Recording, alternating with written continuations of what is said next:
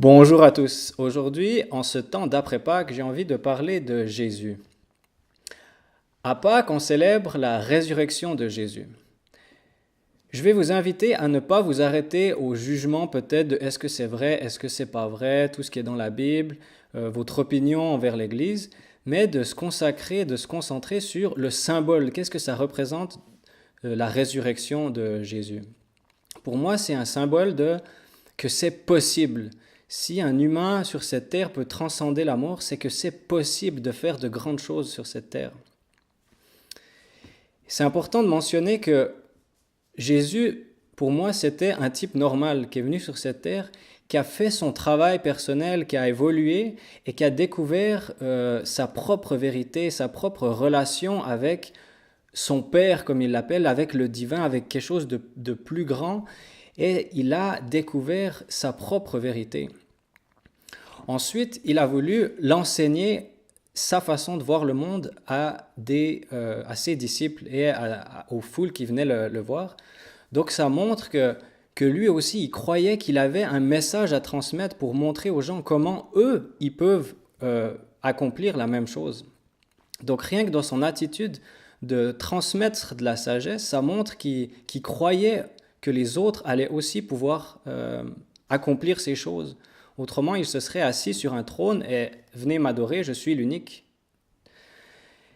Donc voilà, il dit également dans la Bible, à un certain passage, que d'autres feront les mêmes œuvres que moi et même de plus grandes. Donc lui-même, il était d'accord qu'il y aura d'autres personnes après lui qui viendront et que ce n'était pas le seul et l'unique. Donc voilà.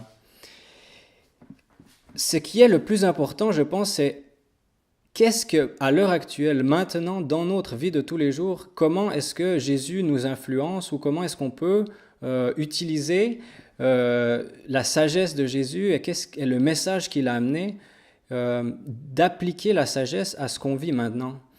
Son message est très profond et très intense de tout le pardon, de pardonner son prochain, d'accepter ce qu'on vit, de se pardonner soi-même, de cet esprit de générosité avec son prochain, de charité, de donner aux pauvres et tout ça.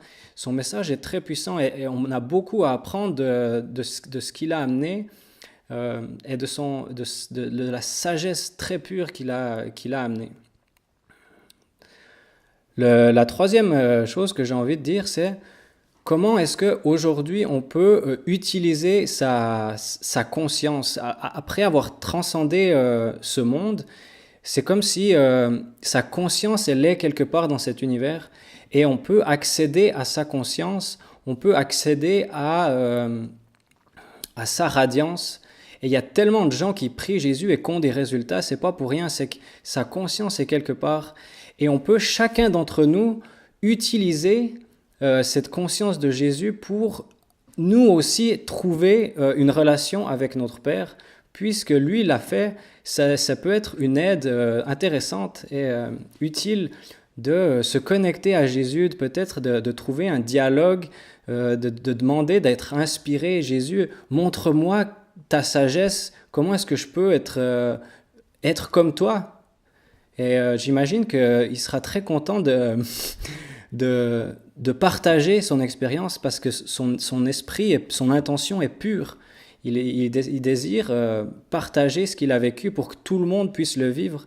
Et d'où le partage de ce qu'il a amené. Donc voilà. Donc je vous invite à ouvrir les portes et je vous souhaite vraiment une belle rencontre et tout de bon à vous. Merci.